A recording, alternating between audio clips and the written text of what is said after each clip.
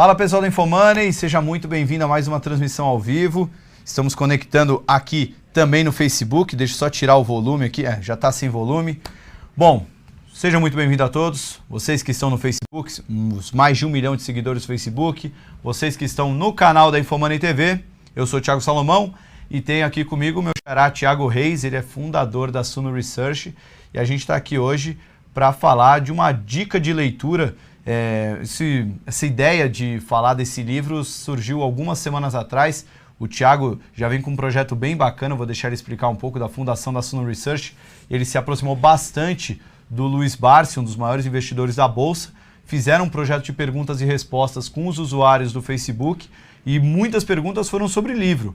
E o Luiz Barsi, daquele jeito bem humilde dele, bem descontraído, respondeu: olha, o único livro brasileiro que eu recomendo, que eu gosto da leitura, que eu aprecio, que eu recomendo, é o livro Faça Fortuna com Ações. Até eu pedi para o Thiago trazer, mas eu tive uma grata surpresa, que era para chegar em janeiro, mas chegou ontem o livro, eu não pude, eu ainda li só a contracapa, algumas páginas, mas está aqui o livro Faça Fortuna com Ações, do Décio Bazin. É um livro, só para deixar bem claro, né, um disclaimer, né, acho que a analista faz isso muito. A gente não ganha nada com essa divulgação de livro, a gente só tem o interesse mesmo de fomentar a leitura de uma obra que um dos maiores investidores de sucesso da Bolsa Brasileira recomendou e, por sorte, o Thiago Reis já leu, grifou, destacou, trouxe até um resumo. A gente vai falar um pouquinho dessa obra, de por que o Luiz Barsi considera ela tão importante e por que ela é tão útil, por que ela pode se tornar bem útil para quem está começando na Bolsa. Bom, Thiago, primeiramente quero agradecer aí a disponibilidade. Eu sei que final de ano fica um pouco complicado a agenda, mas antes da gente falar do livro, gostaria que você se apresentasse, falasse um pouco da Suno e como surgiu essa iniciativa com o Luiz Barsi, que parecia, por ser um cara tão importante na Bolsa, parecia tão pouco acessível e de repente, em poucos meses, vocês já fizeram um negócio muito grande que está sendo muito legal. Dá para acompanhar pela página do Facebook de vocês. Tá certo. Obrigado por estar aqui, Salomão. É sempre um prazer estar aqui na Infomoney. A Suno Research começou com o propósito de trazer uma educação e informação de maneira legítima para as pessoas no Brasil. A gente vê que existe uma grande carência por informação, por educação, principalmente no que se refere a ações. Existe esse problema de maneira generalizada, mas com relação a finanças é um pouco mais do que a média do Brasil. E daí eu falei, quem que é uma pessoa que tem legitimidade para falar sobre o assunto, que tenha respeitabilidade e que seja até, de certa forma, carismático, né? E daí eu pensei, eu conheço o Luiz Barsi, seria muito legal se a gente pudesse trazer o conhecimento que ele tem através da internet, que você consegue massificar a informação. Então, uma conversa que eu tenho com ele, se a gente conseguir replicar na internet, a gente consegue impactar milhares, quem sabe até um dia milhões de pessoas, né? E eu acho que é um conhecimento muito legítimo, né? Assim, a gente vê algumas pessoas por aí prometendo muita coisa e o que ele faz é exatamente o contrário. Ele fala assim, ó, pessoal, o que eu faço é mais ou menos isso, deu certo para mim e a gente... Talvez você se sinta confortável de seguir essa abordagem de investimento que eu sigo, né? E daí a gente abriu para perguntas e respostas dos leitores e confesso que teve um leitor lá que fez uma pergunta que eu gostaria de ter feito, mas nunca pensei, né? E ele perguntou assim, qual livro você indica, quais obras literárias você indica? E daí ele indicou o livro do Décio Bazin, e até fala que ele ajudou a escrever, né? Ele era próximo do Décio Bazin, acho que era meio da mesma turma. O mercado naquela época devia ser como hoje, não devia ser tão grande, né? Hoje temos 500 mil investidores no Brasil. 500 mil CPFs. CPFs em bolsa. Investidores devem ter, eu acho que 20% disso, né? Exatamente. E daí eu pensei, naquela época devia ser menor ainda esse grupo, né? E os poucos investidores, assim como hoje já se falam, naquela época também deveriam se falar. Obviamente, hoje é muito mais fácil a comunicação entre as pessoas, por rede social, telecomunicações, etc. E ele indicou esse livro do Décio Bazin, que eu recomendo fortemente, eu já li, e grifei aqui os principais pontos. É um livro que não é tão volumoso, tem 200, 300 páginas, E ele fala um pouco da estratégia de investimentos muito focada em dividendos. E eu confesso assim que depois de conversar tantas horas com o Luiz Barsi, se falassem para mim que esse livro tinha sido escrito pelo Luiz Barsi, eu não duvidaria, porque parece que o Décio Bazin e o Barsi eram assim, intelectualmente irmãos gêmeos, assim, porque é muito parecida as ideias que estão no livro com as ideias que o Luiz Barsi transmite para as pessoas. Só contar um pouquinho, aliás, você trouxe até um resumo, não sei se a gente pode mostrar na tela esse resumo aqui, mas o Décio Bazin, ele além de operador, ele era jornalista, né? Uhum. Mas o que veio primeiro? Ele primeiro foi jornalista, depois se tornou operador? Ou foi uma coisa junto com a outra? Eu confesso que eu não encontrei muitos dados sobre o Décio Bazin. Eu procurei bastante na internet, mas eu acho que na época que ele trabalhava, não existia internet, então existe pouca documentação sobre ele. Até tentei procurar os parentes dele, não consegui. Mas assim, então a gente vai pelo que a gente encontrou na internet, né? E também no livro. No livro, inclusive na contracapa, fala assim, com a experiência que acumulou em 3 décadas de atuação na Bolsa, quase 20 anos como analista de mercado de capitais, no jornal Gazeta Mercantil e na revista Balanço Financeiro. Ou seja, pelo que eu entendi aqui, ele era operador e também fazia, não sei se um bico de jornalista na Gazeta Mercantil, que era o valor econômico Sim. da época, era o Infomoney da época, O Infomoney impresso, né? O Infomoney impresso, assim, era o líder de mercado. Até quando eu comecei, ela ainda existia, depois disso foi descontinuada. Mas enfim, ele era um jornalista de um veículo de grande impacto no meio, né? E essa revista Balanço Financeiro, a qual eu confesso que não conheço, não é da minha época. Uhum. Enfim, eu sei que ele era jornalista e pelo que eu ouço relatos, ele era um operador, assim como o Luiz. E, bom, vamos então passar para os principais insights do livro, porque eu queria saber o que faz esse livro tão bom e por que ele é tão alma gêmea do Barsi. Assim. Então, será que a gente pode mostrar aqui na tela? Sinta-se à vontade. Eu vou até deixar a letra aqui um pouco maior, porque quem está vendo pelo Facebook pode ter uma qualidade menor. Vamos ver se a gente consegue deixar o maior possível aqui. Bom, acho que aqui já dá... Aqui a gente traz um resumo do Décio Bazin, né? Foi um operador e jornalista que investia, afirma durante o livro que não era bem remunerado sua profissão. Nós ganhávamos tão mal quanto qualquer outro empregado, porém seus investimentos permitiam que ao longo do tempo tivesse uma renda semelhante ao presidente das empresas. Aí o livro, aqui, queria começar a partir daqui. O livro destaca 2 pontos, a ciclicidade dos mercados, que é esse boom and bust, e a estratégia de investimentos focada em dividendo. O que é esse boom and bust que o Bazin falava, o Reis? Bom, primeiro começar pela descrição ali. Ele falou que não era bem remunerado. Né? Mas já em 1986, ele recebia dividendos através dessa estratégia superior ou equivalente ao presidente de empresa. Ou seja, assim, uma pessoa que não ganha muito, mas consegue economizar e investir de maneira correta, consegue ao longo da vida fazer uma transformação. Né? Então, eu acho que esse livro aqui ele tem um caráter não apenas técnico, mas até motivacional.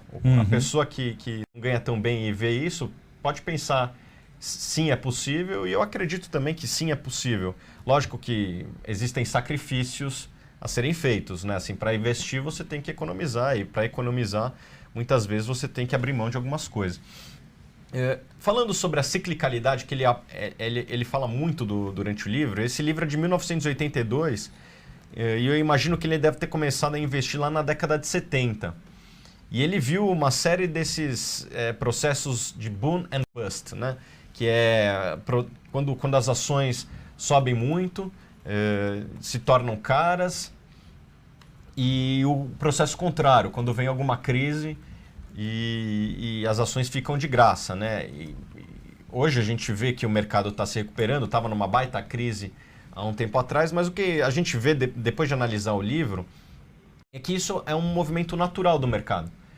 Existem baixas do mercado, existem altas, e se você segue uma metodologia como essa, você vai se proteger nas altas e vai ser mais agressivo nas baixas, porque o que ele faz? A gente pode já ir para o próximo ponto, que é buscar ações de dividendos, e no mercado em alta, essas ações começam a ficar caras. Assim, os dividend yields, que é a relação entre o dividendo que a ação paga e o seu preço, começam a ficar muito esticadas e os yields começam a ser baixos. Nesse momento, ele recomenda, pare de comprar ações e, se possível, venda suas ações, né? Faça caixa.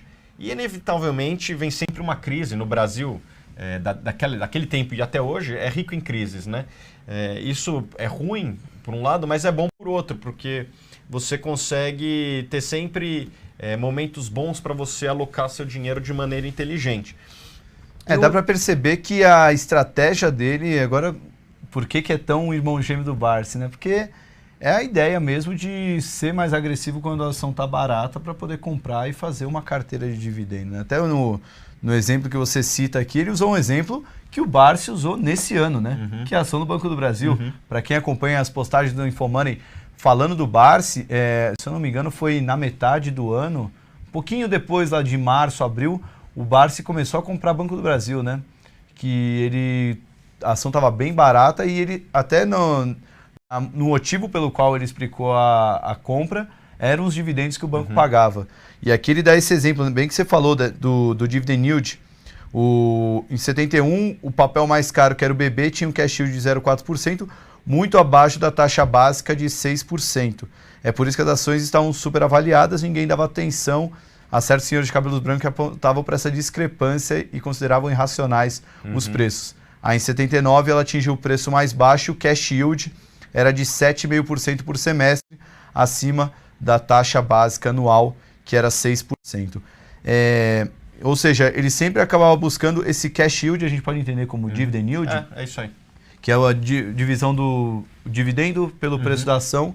Então, quando o investimento que ele fazia na ação, o retorno de dividendo era maior do que a taxa, essa taxa que ele usa era uma taxa de juros ou taxa real? Deveria ser taxa... Ele usava taxa de juros real, né? Que era daquela época de 6% e passado aí 3, 4 décadas a gente está mais ou menos onde estávamos, né? Então dá até para colocar a teoria dele mais ou menos em prática quase que diretamente, né? Assim, os juros não mudaram no Brasil.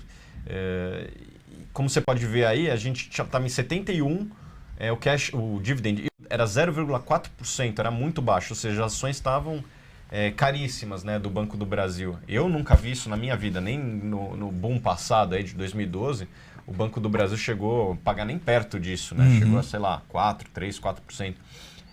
E já em 79, 8 anos depois, o Banco do Brasil estava pagando 7,5% por semestre, né? Ou seja, 15 por ano, arredondando. Lógico que tem juros compostos, etc., um pouquinho mais. Mas por volta de 15% ao ano. E quem estava comprando ali, aparentemente, fez um ótimo negócio. Bom, vamos continuar aqui no resumo. Falando da estratégia de investimento do Bazin, que é uma consequência dos dividendos. Era bem esse ponto que eu queria chegar mesmo, essa taxa de juros de 6%. Fazendo uma comparação com o Luiz Barsi, Reis, ele não é tão criterioso quanto o Bazin, né? Porque pelo que eu percebi pelo resumo e até pelo que a gente já conversou, ele era quase como uma fórmula de Excel, né? A ação tem que estar com o dividendo, tem que pagar mais do que a taxa de juros reais, que era os 6% que ele usava. Tinha alguns outros parâmetros, né? Que era a restrição de endividamento excessivo, os dividendos dos últimos 3 anos tinha que ser em linha com o dividendo dos últimos 12 meses. Se houvesse notícias negativas, poderiam afetar o lucro, vendia imediatamente. Tinha algum outro parâmetro também de alguma métrica de endividamento, não tinha? Ele não pelo que eu entendi, no livro ele não abre, ele deixa um caráter bem subjetivo, tá? Ele não fala, a dívida tem que ser menor que patrimônio, tem que ser 2, 3 vezes EBITDA. Acho que naquela época nem se falava tanto em EBITDA quanto hoje. Ele não usa uma análise quantitativa de endividamento. É meio que no olho, assim. Mas nessas 3 aqui era quase que uma regra, né? Dividend yield tem que ser acima de 6%. Os dividendos dos últimos 3 anos tem que ser em linha com os dos últimos 12 meses. E se tivesse notícia negativa, vendia imediatamente. Vendia. E comprava igualmente as ações que sobravam. Assim, ele, pelo que eu entendo, ele não dava preferência, né? Assim, se o Banco do Brasil estivesse pagando 10, a Uzi Minas estivesse pagando 8, passou acima de 6 e a empresa está saudável, compra igualmente. Ele não fazia uma ponderação de talvez tamanho da empresa ou risco. Não, pelo menos não no livro, né? Se ele entrava na carteira, ele botava meio a meio. Eu desconfio assim que é muito difícil ter uma visão desapaixonada, né? Eu acho que o cara via ali o Banco do Brasil, os Minas, com mais ou menos o mesmo yield. Eu desconfio que ele dava uma preferência para aquela ação que ele mais se identificava, o que é legítimo também. Mas o que ele indica no livro é quase que um Excel, como você disse. E ele até fala aqui, né? Em 81, apenas 20 empresas de um total de 429 se qualificavam por investimento seguindo essa abordagem. A gente, não fazendo esse exercício agora, mas você acha que hoje no Brasil teria mais de 20 empresas que se qualificariam nessa abordagem do Bazinho ou seriam menos? Eu acho que seria um pouco menos. Algo interessante da gente notar é que em 1981 existiam 429 empresas listadas em bolsa. 25, não, mais, né? 30 e... Eu sou de 85 e tenho 30. Então são 35 anos depois, a gente está... Não andamos em nada. Se tiver praticamente a mesma coisa. Fora que tem um monte de Walking Dead na bolsa, que é as empresas que estão na bolsa, mas ninguém negocia, nem faz nada, né? Exato. Enfim, eu acho que a gente conseguiria encontrar 20 empresas. Eu faço isso no Economática, quem sabe no futuro a gente não faz uma matéria sobre esse assunto. Eu tenho certeza que 12 empresas a gente encontraria... 20 empresas talvez tivesse que ser empresas com menor liquidez, porque tem algumas empresas, posso só dar um exemplo aqui, Alfa Financeira, né? É uma empresa que paga mais de 6%, mas obviamente negocia muito pouco por dia, 10, 15 mil reais por dia, preciso checar esse número e ver, mas é um volume muito pequeno. É aquela tipificação que quem entrou lá atrás... não sai e hoje quem está de fora não é difícil entrar, né? Inclusive eu tive um papo com um dos principais acionistas minoritários da Alfa, que acho que tem 10 ou 15% das ações, que entrou lá atrás e por pagar um grande dividendo. Exatamente. O Grupo Alfa tem acho que 4 ou 5 empresas listadas em bolsa e quase todas essas empresas se qualificam nessa abordagem. O dividend yield está acima de 6%, aparentemente são empresas com endividamento, uma situação financeira muito tranquila e não tem muitos escândalos, não tem muita notícia, nem para o bem nem para o mal. A empresa ela é public shy, né? Assim, ela evita aparecer muito para os investidores. E, enfim, é uma empresa de baixa liquidez. Não sei se interessa a todos, mas é uma empresa que se qualifica, né? No livro, ele não faz muita distinção de liquidez. Agora, outro ponto aqui, até no final do resumo fala aqui, né? Depois de montar a carteira, o investimento é acompanhado semestralmente. Eu não sei o quanto que eu conseguiria seguir semestralmente o investimento. Não sei se é por acompanhar a bolsa todo dia, mas semestralmente não é tempo demais, ainda mais falando de Brasil. Eu não sei como é que era na época a divulgação de balanços. Hoje é trimestral, mas existem inclusive alguns países que é semestral a exigência. Eu não sei como era naquela época. O que ele sugere é que você analise o desempenho do business, o desempenho operacional da empresa e não o desempenho do preço. Né? Então você deveria acompanhar uma empresa ao longo da divulgação desses resultados operacionais, que é consequência da divulgação de resultados. Eu imagino que naquela época não era trimestral, também era mais difícil, a informação... Temos que lembrar que naquela época, muitas vezes se você queria ter acesso a um balanço, você tinha que ir na sede da Bovespa e fuçar naqueles documentos todos empoeirados. A gente reclama hoje do site da CVM, que é difícil achar balanço, mas no passado era bem mais difícil, né? Muito mais complicado. Então, eu acho que talvez esse semestralmente também se aplicava naquela época, porque assim, o cara acompanha todo dia, o cara vai ter que ir todo dia na Bovespa lá procurar os documentos. Eu acho que é um pouco mais difícil. Mas eu acho que a ideia é mais ou menos essa. Você não deve ficar acompanhando tanto o preço diariamente. Acompanhe a empresa mais operacional e não fica tanto em cima, porque quem fica muito em cima fica nervoso, o preço pode influenciar a pessoa. Eu acho que pela abordagem que tanto o Bazin quanto você está explicando, o próprio Barsi, até para quem acompanhou as entrevistas do Fora da Curva, que a gente falou com muitos gestores de longo prazo, acho que tem dois públicos no mercado financeiro, né? Um público predominantemente, que acho que é a grande maioria do público que acompanha o InfoMoney, que é o cara que opera mais o curto prazo, que é o cara que quer aquela ação para comprar hoje, para vender daqui uma semana, um mês, talvez 2 meses. Ele não pensa muito nessa carteira de longuíssimo prazo, né? Mas o que o próprio Bazin mostra, que o Barsi tem replicado, né? Que esse viés de longo prazo, por isso que às vezes a liquidez acaba não sendo tão importante, porque como ele vai ficar com a ação por muito tempo, ele está olhando para o desempenho operacional e sobretudo para o dividendo e não para o preço da ação, então o critério de liquidez acaba não sendo algo tão determinante para fazer um investimento, né? Só uma ressalva aqui, estou acompanhando os espectadores do Facebook, Arthur Vieira de Moraes, conhece ele, professor? Grande professor, um abraço, Arthur. Um abraço para o meu professor também, me deu aula ano passado no MBA, grande professor de fundos imobiliários aqui da InfoMoney TV, tem um programa toda sexta. Agora, você falou que daria para trazer para os dias de hoje essa teoria de achar ações que pagam dividendo acima de 6%, dividendos constantes, e qual era o terceiro critério? Se houvesse notícia negativa, vendia imediatamente. Então, vamos trazer para o pessoal, talvez essa semana de Natal a audiência seja mais fraca, mas vamos começar 2017 trazendo essas ações.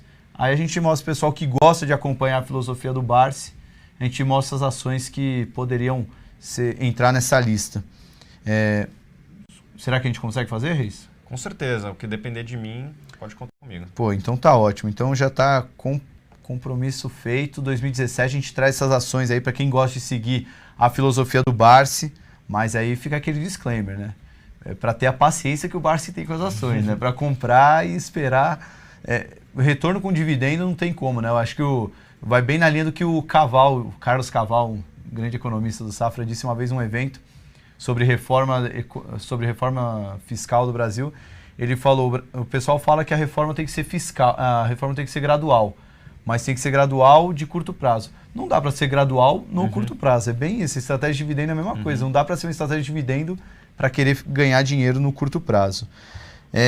Bom, eu queria ver se tinha alguns pedidos de análise, só perguntaram o nome do livro, já passei, Faça Fortuna com Ações Antes que Seja Tarde. Eu não vou recomendar nenhum lugar que eu comprei, porque eu joguei lá no Buscapé e achei o lugar que tinha o preço menor, e até falaram que ia entregar em janeiro, por isso que até fiquei triste de fazer esse livro sem ter em mãos, mas já está aqui, já chegou. Então talvez não seja um presente para o Natal, já que passou, mas se você tem algum amigo que aceita receber um presente a longo prazo, já vale essa dica de presente para quem gosta de acompanhar o mercado financeiro. Bom, o pessoal aqui já falou algumas ações, alguém falou de TOTOS, falou de links, falou de bancos, mas será que a gente poderia falar pelo menos alguma ação de cabeça assim que você já acha que entraria nesse critério, Reis? Que você já até, quando começou a ler, já foi lá, pesquisou, achou alguma ação? Bom, existem algumas ações que estão passando por esses crivos que a gente mostrou aí no resumo. Eu dou destaque para duas. A Grendene, que é uma empresa produtora de calçados, com uma margem muito boa. Para quem não conhece a Grendene, as principais marcas são Raider, Melissa. E é uma empresa que tem margens boas, tem mais de 1 bilhão de caixa líquido, ou próximo de 1 bilhão de reservas em caixa, já descontadas as dívidas. É uma empresa que tem um histórico muito bom de crescimento, margens altas, rentabilidade elevada, e que hoje está pagando mais de 6% de dividendos. Isso que ela não paga, paga próximo da metade do lucro dela em caixa. Ou seja, ela poderia, quem sabe até, teria espaço para pagar mais, né? Então, essa é uma das empresas. Outra empresa que está passando nesses filtros, vamos dizer assim, é a Par Corretora. O código é PARC3. É uma empresa que tem o monopólio, a exclusividade, melhor dizendo a palavra, do processo de corretagem de seguros dentro do banco, a Caixa Econômica Federal. As margens dela são excelentes, margem EBITDA de 50%, é muito raro você encontrar empresas com esse tipo de margem na Bolsa. Outra empresa que tem uma saúde financeira muito boa, ela tem, se não me engano, 120, 140 milhões de reais em caixa líquido, tem distribuído muito próximo da totalidade do lucro dela, e é uma empresa que, por incrível que pareça, tem crescido ao longo dessa crise, né? Assim, a gente vê muitas empresas sofrendo, tendo que fazer cortes, etc. Essa empresa, Thiago, ela está crescendo acima da inflação num ano que está todo mundo sofrendo para sequer não ter perda de receita, né? Então, é uma empresa que tem mostrado uma solidez muito grande no que se diz o operacional durante a crise. É uma empresa que até estava negociando próximo da máxima aí há uns 2, 3 meses atrás, mas aconteceu um processo aí de venda por algum investidor que ocasionou a queda de uns 15 para uns 12 que está hoje. E com essa queda ela começa a passar no filtro. Quando ela estava a R$15, ela não pagava esses 6%, ela estava pagando um pouquinho menos. Aí ela ficou 20% mais barato, já começa. E já ela está pagando por volta da casa dos 7%. Que aí vai naquela linha, né? Que acho que esse é um grande dilema de quem acompanha a dica de investimento, acha que vai ter. Porque se falar, nossa, a Par Corretora ficou 20% mais barata, caiu 20%, é hora de comprar para quem pensa em dividendo. Aí ela vai e cai mais uns 10%, aí o cara, poxa, mas deu uma dica errada. Mas a estratégia é essa, a estratégia é comprar barato para receber em dividendo, porque o resultado continua bem resiliente. Legal os dois exemplos que você deu, Reis, porque para quem acompanha o mercado financeiro, a Grendene é uma típica pagadora de dividendos. E a Par Corretora não tem nem 2 anos na Bolsa, né? Não tem. Entrou, acho que foi um dos últimos IPOs que a gente teve. Inclusive, nas entrevistas que eu fiz para o Infomoney Fora da Curva, o Antônio Bom Cristiano, presidente da GP Investimentos, fala bastante de Par Corretora no vídeo, porque é uma das ações que estão dentro do fundo da GP. Antes de continuar, só perguntar aqui para a produção, será que a gente tem mais 10 minutos? Bom, então... Porque eu falei que não teve nenhum pedido de análise, Reis, e vieram alguns pedidos. Então, para a gente não perder tanto tempo, a gente poderia falar quais que entrariam ou não no crivo. Eu vou começar pelas mais fáceis, que eu acho que não entrariam.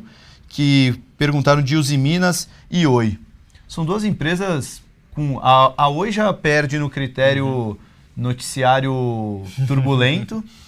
Mas acho que seria legal comentar, porque o próprio Luiz Barsi fala que foi um investimento que ele fez que não deu certo, né? E a Usiminas, acho que também, além do noticiário turbulento, né? A gente, dia sim, já não tem briga entre os controladores dela, e a empresa vem dando prejuízo, então nem está distribuindo dividendo, né? Ambas as empresas não distribuem dividendo, quer dizer, a Usiminas não tenho certeza, preciso só conferir, mas eu imagino que não, porque eles fizeram uma oferta grande no começo do ano. Não faz sentido ter distribuição e fazer oferta, né? Ainda mais para uma empresa... que está numa situação delicada. E a Oi, obviamente, não paga dividendos, está em negociação com credores. Essas duas empresas não passam por esse crivo preconizado no livro. Mas a Oi teve um momento que, quando teve toda aquela reestruturação, eles prometeram, né, 2 bilhões, eram 2 bilhões de dividendos, se não me engano, e que inclusive o Barsi até encarteirou porque se comparava o dividend yield dava mais de 15%, né? Era uma pechincha. Só que a situação foi tão ruim que não teve dinheiro para distribuir. Perguntaram de Ambev. Isso é um papel, Reis, não sei se você, como um cara que olha para longo prazo, gosta, mas a Ambev sempre foi cara. Só que agora ela estava cara a 20, a 19, a 18, já está R$15. Quanto a Ambev precisa cair ainda para entrar nesse filtro, ou ainda está muito longe desse filtro? Essa pergunta é excelente, porque a Ambev ela sempre esteve cara, mas existem alguns momentos que ela entraria nessa lista, né? Que ela pagava mais de 6%. Eu fiz esse levantamento com algumas empresas que hoje a gente vê como caras perpétua, né? Entre elas a Ambev, a WEG, enfim, outras empresas, Ultrapar, etc. E o que a gente vê é que em alguns momentos de crise macroeconômica, essas ações despencam, como o mercado despenca, né? Então, em 2008, a Bolsa chegou a cair do topo ao fundo quase 60%. E a Ambev caiu também, não me lembro exatamente o número, mas 50%. E nessa queda... ali houve uma janela para você comprar essa empresa que pagava, essa empresa excelente, que não precisa nem falar sobre a rentabilidade, qualidade do management, etc. E ela chegou a pagar 6%. Então, existem algumas janelas que ocorrem a cada 10 anos, nessas boas empresas em que é possível comprá-las pagando 6%. Hoje, elas não estão abertas à negociação a 6%. Se não me engano, a Ambev deve estar na casa dos 2%, 3%. Então teria que cair mais metade. Acho que é difícil. É difícil, mas vamos num cenário catastrófico, vamos supor uma eleição que não agrade o mercado em 2018, nada é impossível, né? Sim, e até porque ela vem tendo problemas, até os resultados dela vem piorando, então isso pode acabar corroborando um pouco. Agora, é bacana essa percepção que você traz de 2008, porque eu entrei no mercado em 2008 e eu vivenciei aquele pânico. Eu entrei em pânico, né? Eu não trabalhava ainda, então eu entrei no mercado operando. E olhando hoje para trás, obviamente que depois que tudo passa, fica mais fácil. Mas quanto mais segurança, quanto mais informação você tem, mais você vai olhar uma ação como a Ambev cair 50% como uma oportunidade para comprar uma ação que paga bons dividendos a um preço muito barato do que, oh meu Deus, o mundo vai acabar, deixa eu sair da bolsa. Que foi o que aconteceu com muita gente, né? Exatamente. E assim, a gente está falando de 2008 como se fosse distante, né? A gente vai ficando velho, não é tão distante assim, mas eu queria dizer que no começo deste ano, você tinha algumas empresas que ssão excelentes que estavam pagando, que entrariam nesse crime. Então, Itaúsa, Bradesco, que são os bancos mais rentáveis do mundo e que, ao contrário da crise em outros países em que leva o sistema bancário muitas vezes a uma situação muito frágil, como foi nos Estados Unidos, que o Fed teve que socorrer vários bancos. No Brasil, esses dois bancos privados grandes são tão sólidos que nunca se discutiu qualquer tipo de socorro. Pelo contrário, né? Estão querendo tributar mais de vez em quando. Pedir para eles socorrer o Brasil, né? Exatamente. Mas enfim, então, se você está com o radar aberto, ligado e aberto a investir na crise, vai ter sempre alguma oportunidade, mesmo empresa boa. Então talvez a Ambev seja de uma vez a cada 10 anos, o Bradesco também seja uma vez a cada 10 anos, mas se você tiver 20 empresas, muitas vezes uma ação dessas 20 empresas vai estar disponível uma vez por ano para você. Então, por isso que a paciência é tão importante. Eu acho que vale a pena a gente fazer um estudo, Reis. Até já vou te encher de pauta aí, 2017 a gente vai ter muito papo, porque os bancos têm uma característica interessante também. Eles pagam dividendos mensais. É pouquinho, né? Paga 2, 3 centavos por ação, mas se você juntar 12 meses e com os dividendos extraordinários, não sei se você viu ontem, mas a Itaúsa anunciou um JCP, Juros sobre Capital Próprio, que o valor bruto era 3,5% do que a ação valia ontem. Então só ontem era um JCP, acho que trimestral. Então, poxa, eu não fiz essa conta, mas talvez somando tudo que ela paga mês a mês, com esse JCP trimestral, com algum dividendo extraordinário, ela nesse nível de preço que está agora, que os bancos têm caído bastante nessas últimas semanas, pode acabar ficando num nível interessante. Bom, tô achando bacana, agora veio muita pergunta, mas eu já vou encerrar, vou só pedir para ver se dá para dar uma resposta, só se entraria ou não. Falar um pouco de Saraiva como varejista, que tem um valor patrimonial 20% que vale a empresa, endividamento decrescente a cada balanço semestral, se poderia fazer uma análise de médio e longo prazo. Olha, eu não sou um grande estudioso de Saraiva, mas o setor acaba não ajudando tanto, mas a Saraiva tem um problema também entre os sócios, né? O GWI e os controladores têm tido briga atrás de briga, mas é uma empresa, se for olhar só por múltipla, realmente está barata. Não sei como é que é a política de dividendos da empresa. É só um ponto importante que assim você levantou a questão do preço sobre o valor patrimonial. Nesse livro, e assim as conversas que eu vejo também com o Barsi, eles não olham tanto esse indicador, eles preferem olhar mais o dividendo, né? Inclusive a Par Corretora que a gente falou agora há pouco, em relação ao patrimonial, ela negocia 16 vezes o patrimônio, né? A Cielo, que já foi uma boa pagadora. Geralmente quando uma empresa é historicamente uma boa pagadora de dividendo, não vai estar valendo menos que o valor patrimonial. Né? Quando a empresa é muito rentável, ela ganha muito dinheiro sobre o patrimônio é pequeno, mas ela consegue uma rentabilidade alta, o mercado costuma precificar mais em cima da geração de caixa do que os ativos dela. Para quem não está tão familiarizado, a gente tem na Infomoney uma grade de cursos de investimentos em ações bem introdutórios, mas só na prática, né, como funciona o valor patrimonial, né, se a empresa fosse liquidada, o valor patrimonial meio que mostraria quanto que ela deveria ser paga, né, por essa liquidação. E como na bolsa ela vale a expectativa futura trazida a valor presente, se uma empresa vale menos que o valor patrimonial, no caso da Saraiva, vale 20% do que vale do que o patrimônio dela, isso mostra que o futuro dela é 20% do que ela deveria valer hoje, ou seja, terrível, né? Ela está completamente desajustada no mercado financeiro. Isso pode ser uma oportunidade, ou talvez ela valha tanto assim porque a empresa está em vias de ter sérios problemas no futuro e talvez tender a zero, né? Que é geralmente o que acontece com empresas que valem menos do que o patrimônio. Quer dizer, o futuro dela vai ser muito pior do que o presente. Bom, para fechar, eu ia finalizar, mas perguntaram da ação, que até quando a gente foi encontrar o Barsi, ele falou dela. Tem muito grafista comprando, eu coloquei na carteira Infomoney, que agora se tornou a queridinha do setor elétrico, a Taesa. Taesa. Talvez ela não entre no critério de 6%. Pô, passa com folga. Passa com folga? Muita folga. Porque, até pela queda recente que teve, passado, né? Esse ano, ao longo de 2016, ela pagou R$3 aproximadamente por ação e estava na casa de 20. Então ela está com 15% de dividend yield sobre o valor do preço atual. Que ela agora, pela queda recente, até estou com o home broker aberto aqui, dá uma olhada, papel que chegou a valer 20 nesse ano, né? Aliás... Chegou a valer uns 25 agora está valendo 20. E daí chegou a uns 18 na queda recente. Agora ela teve essa recuperação do final de novembro para cá.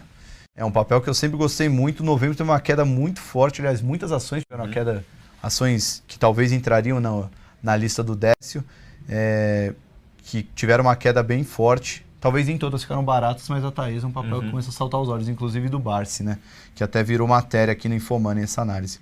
Bom, Reis, eu vou te liberar, porque a gente acabou ficando até um tempo a mais do que eu imaginava, mas muito obrigado por trazer essa dica de leitura. Eu vou já aproveitar esse final de ano para engolir esse livro aí, para começar 2017 revigorado. Realmente, você é um cara que o Luiz Barsi acaba mostrando como uma dica de investimento para quem gosta de investimento de longo prazo. Acho que pode ser um bom livro de cabeceira, uma boa dica aí de fim de ano, seja para você, seja para algum amigo que investe em ações. Reis, que em 2017 a gente venha com ainda mais projetos, que vai ter muita coisa aí. Com certeza. Obrigado, Salomão. Gente, muito obrigado pela audiência. Bom, para você que acompanha a programação do Infomoney, a gente ainda se vê amanhã, vai ainda ter uma série de vídeos especiais nesse final de ano. Mas para quem não vê, um bom fim de ano, bom Natal, que em 2017 traga bons investimentos para todos vocês. Até mais!